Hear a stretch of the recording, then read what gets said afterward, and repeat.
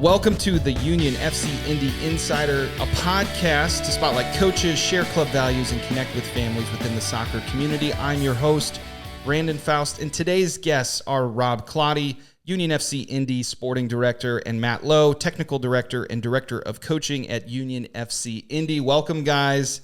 And today's episode, we're going to be talking about player development and the importance of that for that individual player, and then the importance of that as they move through the club pathway at Union FC Indy. Now, guys, talk to us about this. Why is this such a core value for Union FC Indy and our identity as a club?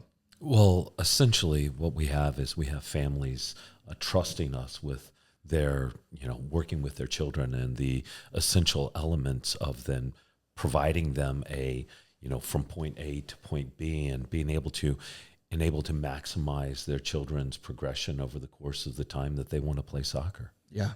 Matt, why does this value stick out to you as such an important thing for us in our club? Yeah, so one of the things we want to do is really promote joy in the learning process. We want our players to really enjoy the process of getting better. We want them to feel as though they're becoming the best version of themselves.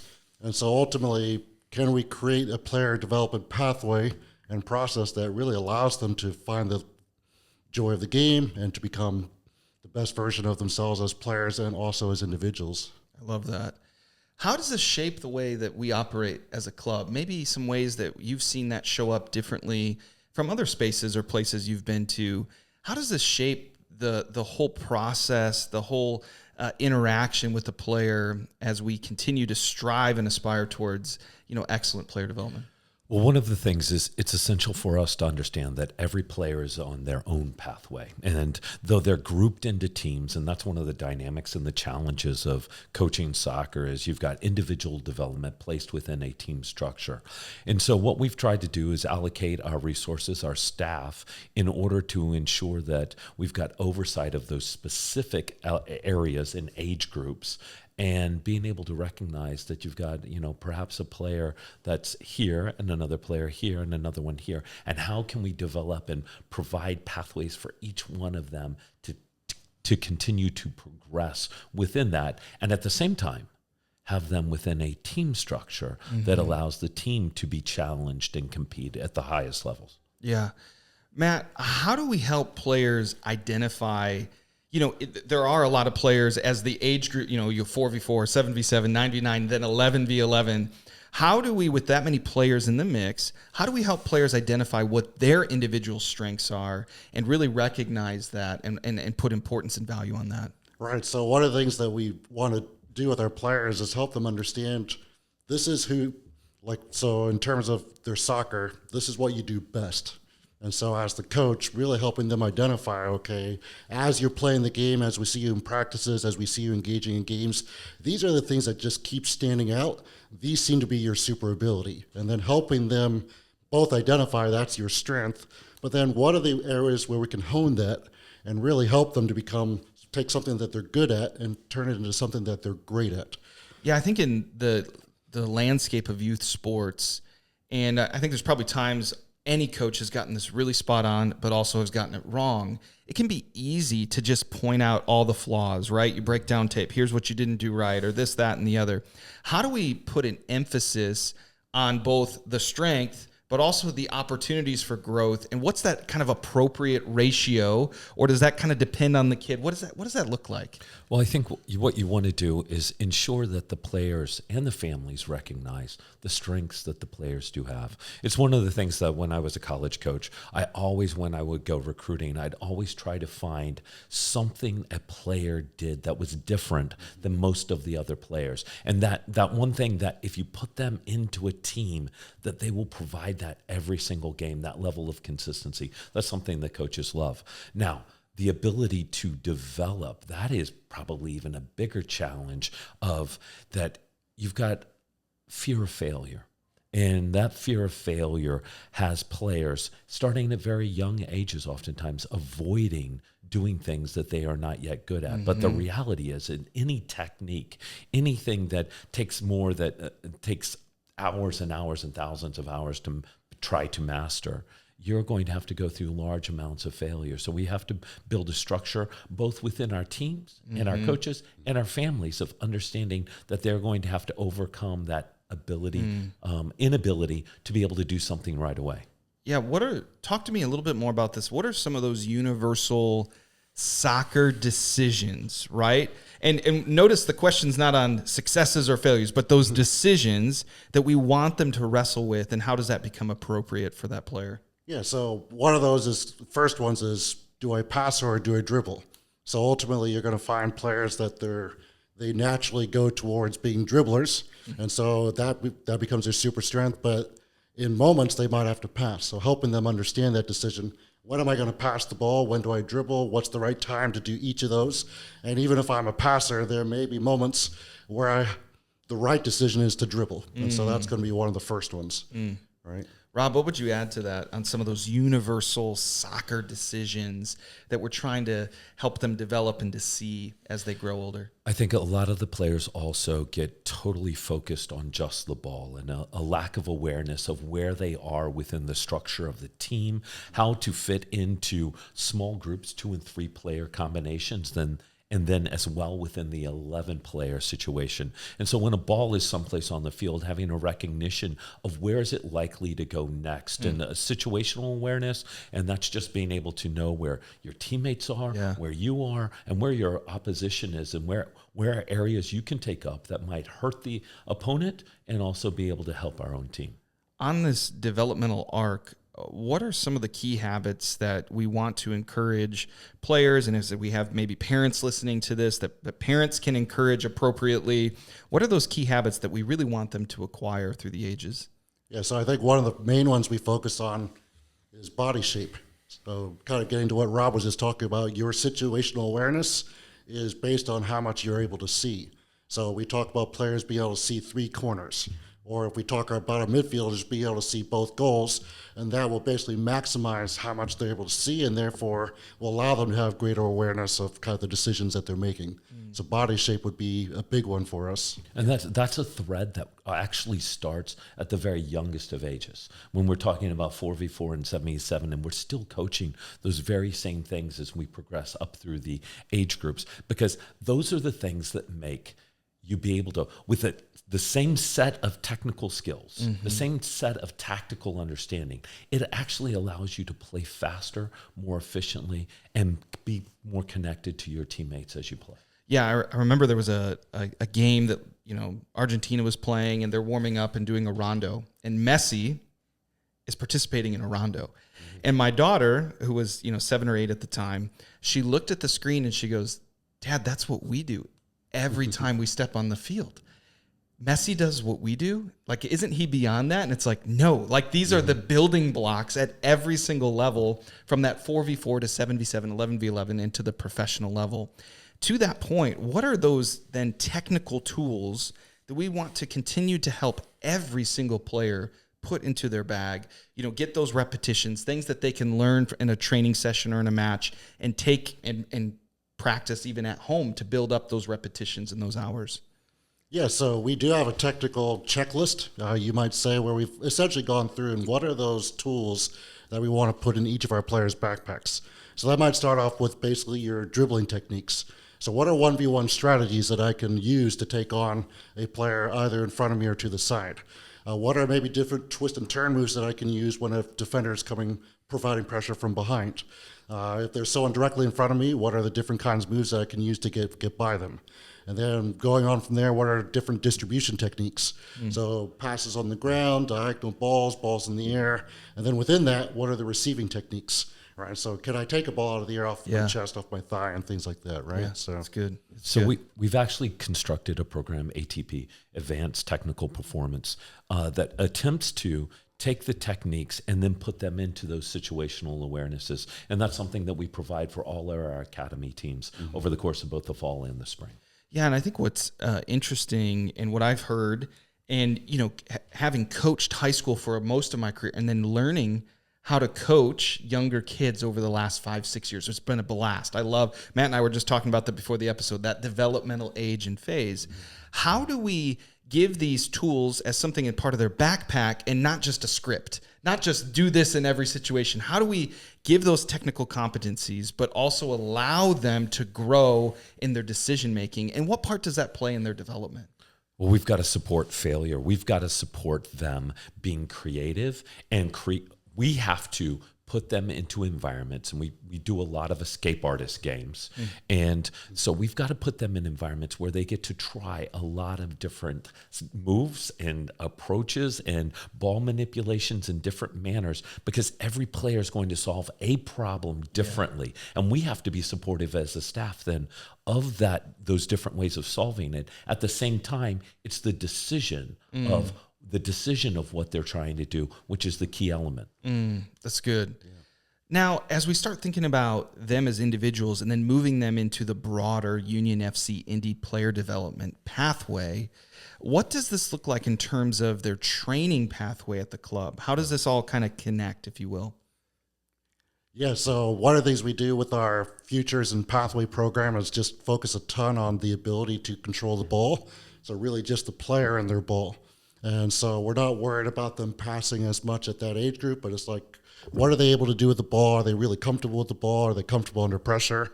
And so the focus there is going to be 1v1s, 1 versus 2s, maybe even 1 versus 3s to see, how confident are they to take on 3 defenders and see if they can beat that pressure and get out of that pressure.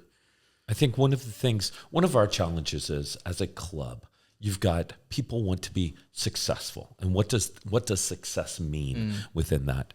And so many people connect success with winning.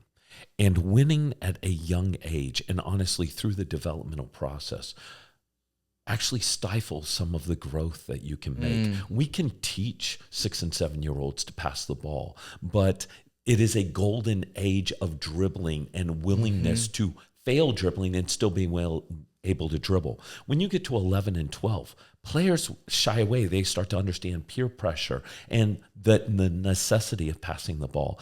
And that then isn't the golden age of dribbling. It's really tough to teach a 12-year-old to be brave and to dribble if they haven't already built that structure and the foundational process earlier on. So it's having an understanding of when things are important to develop the individual player. And our goal is that we can put all of those things together at the ages of 14, 15, 16 to actually create great teams. Yeah, I think there's, I've even seen it in different places and times where people are like, oh, my 5 or 6-year-old can kick the ball really far, so I want them to pass it across the field and all these things. But then at Union FC Indy, what we've really seen in having like an actual methodology helps us to say, that's really great, but we also want to work on this, and we're going to prioritize this. We're going to prioritize in this stage, in this era, the ball at our feet. Right. We are not going to be building out of the back like Pep Guardiola's Man City. Maybe that's not the best, reference point this season because it hasn't been as great. But, like we want them to your point, get that confidence to develop that skill during this developmental stage, and then they can start implementing it in different places over their development. What is now the primary focus, and what are the key types of activities that they're going to engage in at each level? We talked about this at the dribbling side, in these younger ages, if you will, of futures and pathways. And then talk a little bit more as they get into junior academy, senior academy, and beyond. What does that start to look like as they put all those pieces into their bag and start implementing them on the pitch? Yeah, so junior academy is still very much going to be ball control, but now we're starting to add like that second teammate. So it's the ability to play in a 2 versus 1. All right, so can I turn a 1v1 into a 2 versus 1 and then playing 2 versus 2, right, to try to recognize those moments. And what we're starting to develop there is, okay, now I'm not just playing near my teammates, now I'm playing with my teammates. So it's a lot of those 2-person combinations, right? So give and goes would be a great example of that, an overlapping run or things like that. So just starting to build those building blocks, right, of combination play, of working together. Yeah. And then you move on to the senior academy, and we start to look at 3-player combinations.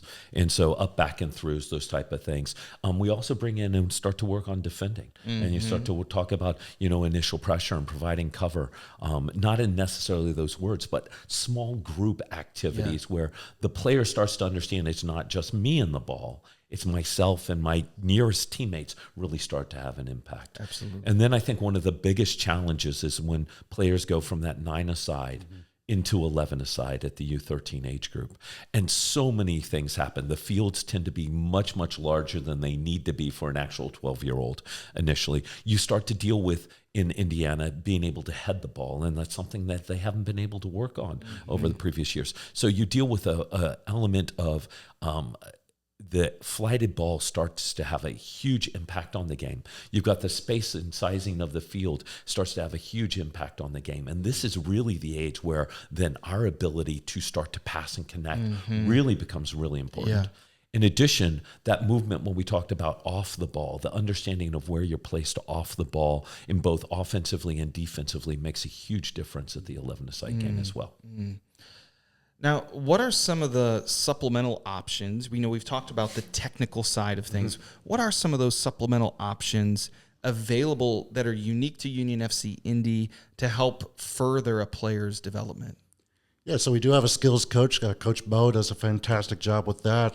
It's his first year back at the club, and he's really been progressing that program. So opportunities for players, if they want to kind of work on their technical side, to essentially pay for the additional opportunity. We do 6v6 indoor festivals, so we're trying to find just different playing environments for players to essentially have a different surface, different type of ball, things like that kind of challenges them in different environments. So we're providing travel opportunities to some of our age groups as well. So these are things just to give them a whole array of different experiences. Yeah. In addition, over the course of the winter, we've added futsal this year, and it's really been a very popular addition. We're trying to tweak and figure out what's the best window for getting 6 to 8 weeks of futsal in over that course, and then we also provide all of our families and the access to the Techni app, which is an essential element of soccer starts at home. If you're going to develop, you've got to be spending time with the ball, whether that's rolling the ball around while you're getting ready to go brush your teeth, or whether that's kicking it against a wall down in the basement. Yeah, and our junior academy girls are like crazy about this Techni football app. I mean, they're so competitive about it. They're always pushing, the leaderboards and things because it shows them a roadmap of things you can work on. It gamifies it a little bit. You can skill up on certain things, and they love it. And it's, if you haven't tried that, if your kid hasn't tried that, just expose it to them. Obviously, they're going to have to want to do it and drive themselves to do that. But it does create a roadmap of like, here, what would I do? What should I do? Or how can I help my kid? You can help orient them around our kids get on the iPad and do it. And it's like, man, I'd much rather you be doing that on the iPad than watching YouTube or anything else, which is really great. It's a great tool, and it's available to all of our families. What are some of the other mindsets that we're trying to help players foster, develop, and encourage over their pathway at the time at the club, and kind of age appropriate sort of those mindsets, those introductions to them as well? I'll go back to the first one, is the growth mindset, the willingness to try new things, take on challenges, and be excited about a challenge rather than being fearful of a challenge. From there, as we start to talk about the mental side of the game, we start to talk to players about their preparation prior to both practices and games, and creating training scripts and match scripts, and being able to focus and hone their thoughts on specifics and not let their mind wander and really oftentimes go into fearful places after they make a mistake, and that actually constrains their ability to perform. In fact, I think Coach Lowe was just talking about that with his team last night at practice. Yes, definitely, yeah. One of the other ones we talk about is competing and cooperating. So when you come to training, when you come to a game, like competing to the best of your ability at all times, that can be difficult if you've had a long day at school, but really trying to build that particular mindset. And then cooperating. We're here to figure out how do we play together. So it gets back to that playing with your teammates, not just near your teammates, right? So those would be two mindsets that we try to bring into our training environment as often as we can. What encouragements would we give parents, families, as they're supporting their child, their children on this incredible soccer journey that is, to your point, it's developing not just on the field, but also things in life as well. What kind of encouragements can we give to families as they see some of these things that we might be wildly celebrating? Somebody tried a certain skill move that doesn't come off perfectly, but they made the brave choice, and they're like, wait, we just celebrated that more than a goal, right? Like, and obviously we still want to compete and achieve and all those things, but prioritizing this development, what kind of encouragement can we give to families on that? I think one of the biggest thing in my mind is coming back to the reason why you are putting your child into an environment to play sports in a group sport setting. They need to learn how to get along with other people. They need to learn how to win gracefully. They need to learn how, when they don't win, how to behave appropriately. They need to learn how to cooperate with one another. And they need to learn that to do all of these things takes work and dedication and effectively the willingness to overcome challenges. It's good. Yeah, I'd say going back to this idea of essentially players working on their game at home, using the Technic Football app, right? If we can develop that kind of motivation where they want to go and work on the game at home, that may be soccer now, but in the future, that may be some other passion that comes their way. Yep. So that ability, whatever it is they become passionate about, to go and really work on that and just get better at that and become really invested in that particular process. Absolutely. It's great. Well, we want to say thank you, Rob. Thank you, Matt, for all you do for the club. Thank you for just this insights on player development, why this is such a big value to us as a club. And this is something, you know, we want to really embody this. We want to continue to, we've done this as a club. We want to continue to strive and make strides in this and really focus on that individual player development and how it fits into the collective pathway as well. And we want to say thanks to all of you for tuning into this episode of the Union FC Indy Insider. We'll see you next time.